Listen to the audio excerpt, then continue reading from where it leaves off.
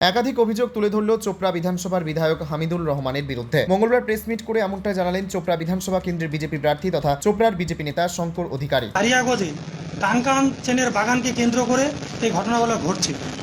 যেরকম কিছুদিন আগে আমার কাছে ওই গ্রামের লোকজন অভিযোগ করে যে দাদা, এই গ্রামের তো আমরা বাসিন্দা, এখানে আমাদের পাশে টাঙ্কান চেন বাগান রয়েছে।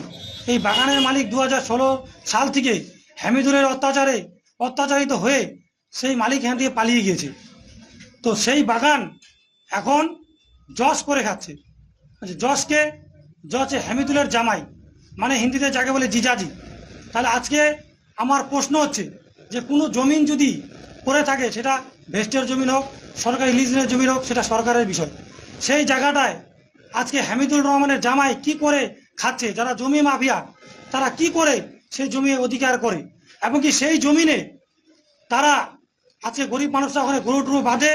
তাদের অভিযোগ যে আমরা এখানে দীর্ঘদিন ধরে আছি, বাইরে থেকে আজকে লোক এসে আজকে জমি দখল করে খাচ্ছে। কেন, কি এভিডেন্সে?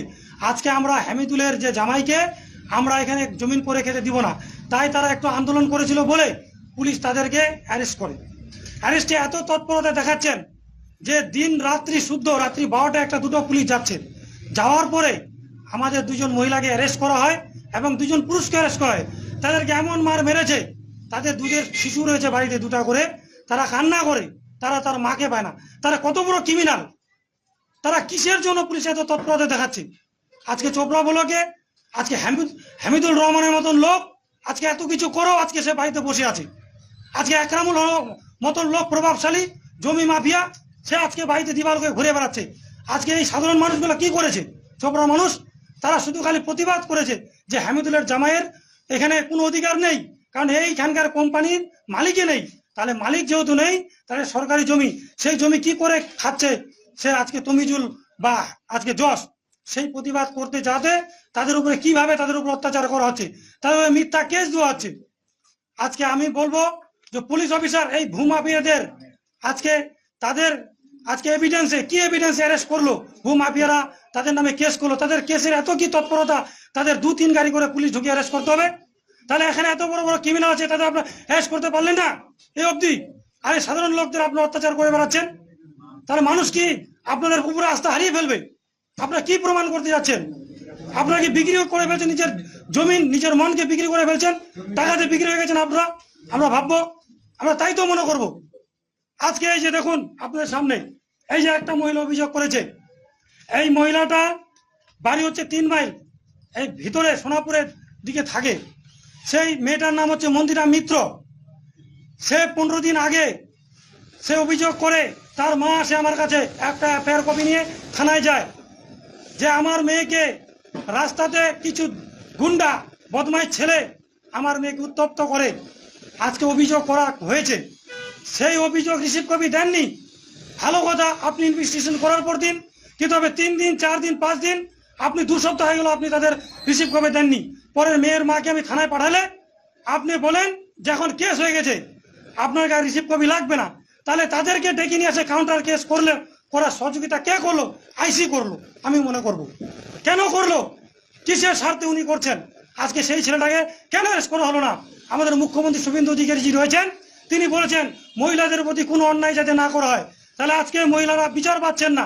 আজকে সেই মহিলাটা আজকে সে পেটের দায়ে আজকে ওই বোনটা আমার কাজ করার জন্য শিলিগুড়ি পর্যন্ত চলে গেছে, তার সে একটা মলে কাজ করতে গেছে, তার মামার বাড়ি থাকেন। এই পরিস্থিতি এই অবধি এই দুষ্কৃতীকে অ্যারেস্ট করা হলো না। আপনারা দেখুন, এই লিখিত থানায় দিয়েছিল, দেখুন আপনারা ভালো করে দেখুন, আজকে লিখিত দিয়েছিল। আজকে সাধারণ লোক নিজের বিচারের জন্য গেলে কোনো ভূমাফিয়া যদি তাদের উপর টর্চারিং করে, কোনো কেস নিয়ে গেলে তাদের রিসিভ করে দেওয়া না, তাদের হেনস্থা করা দেখছি বলে। আমি এই নারায়ণপুরের ঘটনা নিয়ে আমি এখানকার কেশব বারালজিকে, এখানকার আইসিকে আমি জানিয়েছি। তাদের সাথে তাদের কথা মনে হচ্ছে যে হামিদুলের হয়ে কথা বলছে। এখনো হামিদুল রহমান এই চোপড়া বলাকে বাড়িতে বসে কলকাতা ঘাটি নাড়তেছে। আপনার মিডিয়ার সামনে আমি বললাম, এই আইসিকে হাত করে নিয়ে এখানকার যে আমাদের থানার এখানকার যে আমাদের কাঁচাগালির এই যে আমাদের শেখর বাবু রয়েছেন, ইনিও একজন বড় নিজেকে মনে করেন। তার কথাবার্তা, তিনি মহিলার গায়ে হাত তুলেন। তারপরে বড় কথা, একটা গর্ভবতী মহিলাকে কি করে সে লাথি দিতে পারে পেটের মধ্যে সিজার অবস্থায়? আপনি শুনুন তার পরিবারের লোকের কাছে, যারা এখানে এসেছে সামনাসামনি। আরে আপনারা নিজেই দেখুন যে একটা তার মা বলছেন তার মেয়ের কয়েকদিন হলো সিজার হয়েছে, সে আসতে পারেননি, তাকেও ছাড় দেওয়া হচ্ছে না। তাহলে পুলিশের কি স্বার্থ রয়েছে? তাহলে আজকে সে কে? তিনি একজন হামিদুলের জামাই, ভূমাফিয়া, তাকে আজকে তৎপরতা দেখাচ্ছেন। তাহলে আপনারা বলুন যে আজকে কিভাবে তারা অন্যায় করে ছোট ছোট কেসগুলোতে আজকে বড় বড় তৎপরতা, এদের উপরে কি ধারা লাগিয়েছে, কেস দিয়েছে, এরা কি কত বড় ক্রিমিনাল, কি তাদের কেস আছে, কি তাদের হিস্ট্রি আছে গ্রামের মানুষের এদের। আজকে এত বড় বড় দারাজুলের মতন লোক ঘুরে বেড়াচ্ছে, আজকে জিয়ারুল 1 মাসের মধ্যে বেল পেয়ে যাচ্ছে।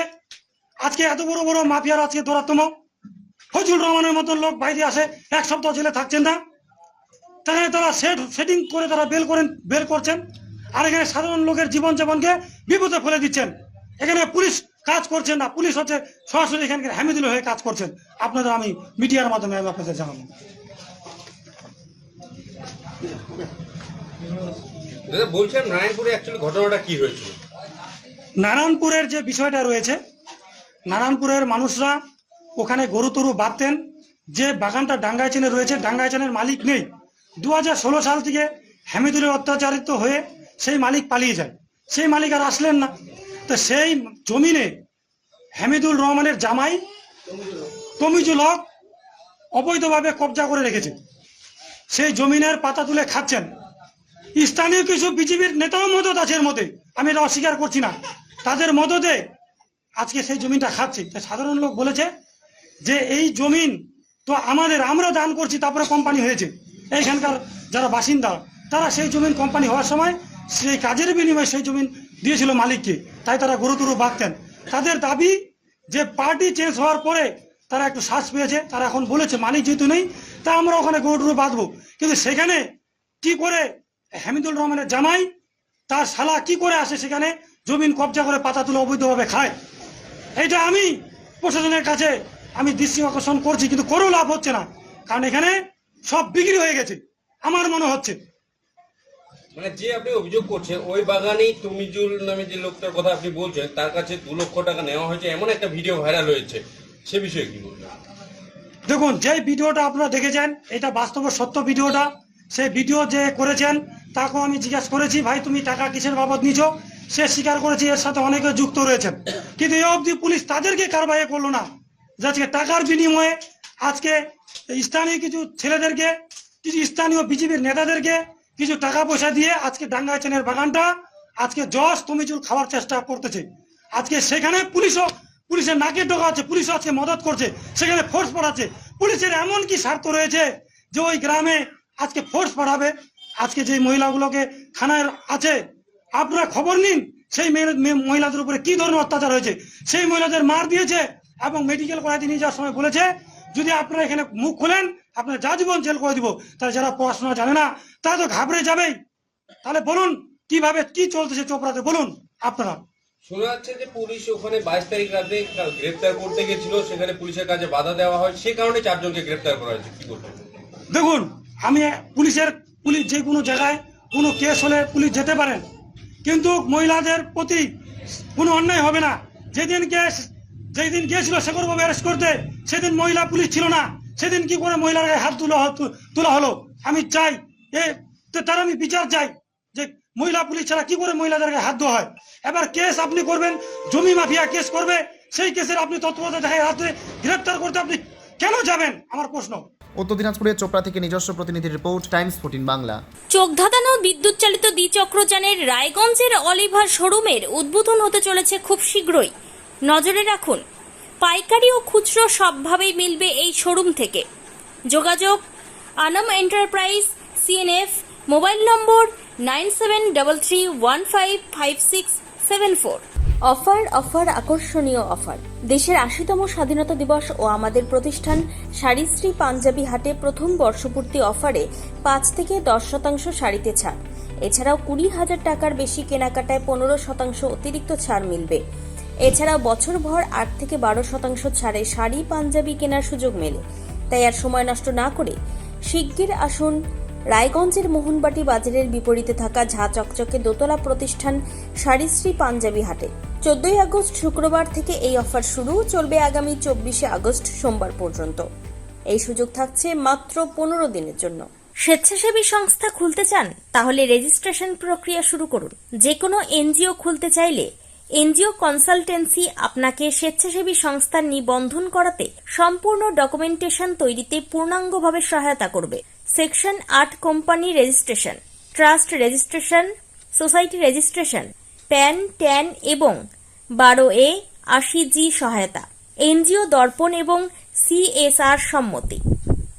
এখনই কল করুন 8345817300, হোয়াটসঅ্যাপ করুন 9434187666 এই নম্বরে।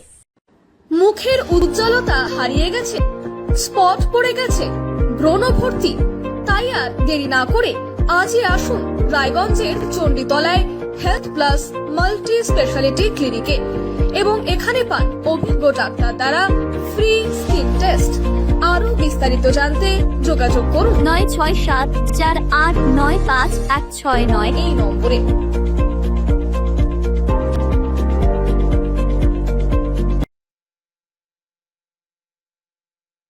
আজ তোমার বিয়ে সাজলো নতুন সাজে